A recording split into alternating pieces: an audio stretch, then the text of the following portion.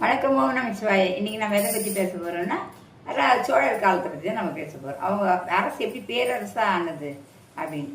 நம்ம இது முந்தைய பாட்டில் என்ன பார்த்தோம்னா ராஜேந்திர சோழர் ராஜராஜ சோழனும் எப்படியெல்லாம் படையெடுத்து போய் நம்மளுக்கு கடாரம் இலங்கை இந்த மாதிரியான கடல் கடந்து போய் ஒரு யுத்தத்தை ஏற்படுத்தி அந்த யுத்தத்தின் மூலிமா அந்த நாட்டை எப்படி பண்ணாங்க, அவங்கள வென்று வந்தாங்க. அந்த வென்று வர்றதோடு இல்லாமல் அந்த நாட்டில் இருக்கிற கலை அம்சம் பொருந்திய பொருட்களை எல்லாம் இவங்க எடுத்துகிட்டு வந்துடுவாங்க.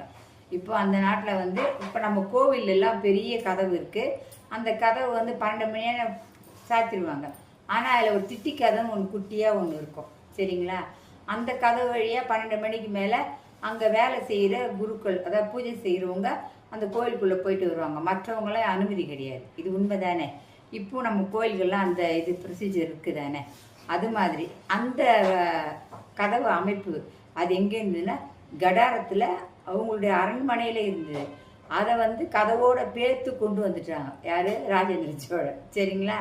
அதை வச்சு அந்த சிற்பக்கலையை இங்கே எல்லாம் கொண்டு வந்து அழகாக அந்த கதவு டிசைன்ஸ் வச்சு எப்படி பண்ணாங்களோ அது மாதிரி எல்லா கோவிலையும் பண்ணிட்டாங்க, சரிங்களா? இது மட்டும் இல்லாமல் இவங்க எப்படி இவங்க அரசை காப்பாற்றிக்கிட்டாங்க. இப்போ கடாரத்துக்கு போய் யுத்தம் பண்ணி அங்கே ஜெயிச்சுட்டு வந்துட்டாங்க. ஆனால் அவங்க எத்தனை வருஷம் இவங்களுக்கு அடிமையாக இருப்பாங்க? இருக்க மாட்டாங்க.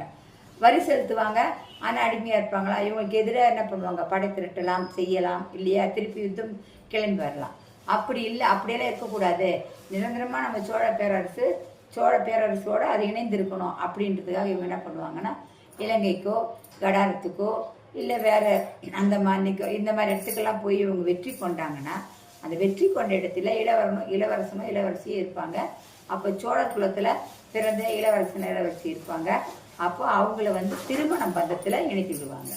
அப்படி திருமண பந்தத்தில் இணைத்து விடும்போது இவங்களுக்கு எதிரான நடவடிக்கையில் அவங்க ஈடுபட மாட்டாங்க. அதனால் இவருக்கு நம்ம சோழ பேரரசு நல்ல விரிந்து பறந்த நிலையிலே இருக்குமே தவிர எதிர்ப்பு என்பது வராது. எவ்வளோ அழகாக அவங்க பண்ணியிருக்காங்க பாருங்கள். அதுக்கப்புறமா மீதி இன்னொரு கதையும் உண்டு இதில். எப்படின்னா யார் என்ன படையெடுத்தாலும் இவங்க எந்த நாட்டுக்கு படையெடுத்து சென்றாலும் அந்த நாட்டில் இருக்கிற கலாச்சாரத்தை இவங்க அழிக்க மாட்டாங்க. அங்கே இருக்கிற மக்களை எல்லாம் இவங்க எந்த கொடுமையும் பண்ண மாட்டாங்க. அந்த குடிமக்களை தன் குடிமக்களாக நினைத்து இந்த வரி வசூலிப்பதெல்லாம் கூட கரெக்டான வீட்டில் தான் பண்ணுவாங்களே தவிர ஜாஸ்தியாக போட்டு கொடுமை பண்ண மாட்டாங்க. அதனால தான் சோழர்கள் பெருமை கடல் கடந்தும் நன்றாக பரவி இருந்தது. அங்கிருந்த மக்களும் சோழ அரசர்களை தன்னுடைய அரசர்களாக ஏற்றுக்கொண்டார்கள், சரிங்களா? வணக்கம். நாளை மீண்டும் சந்திப்போம்.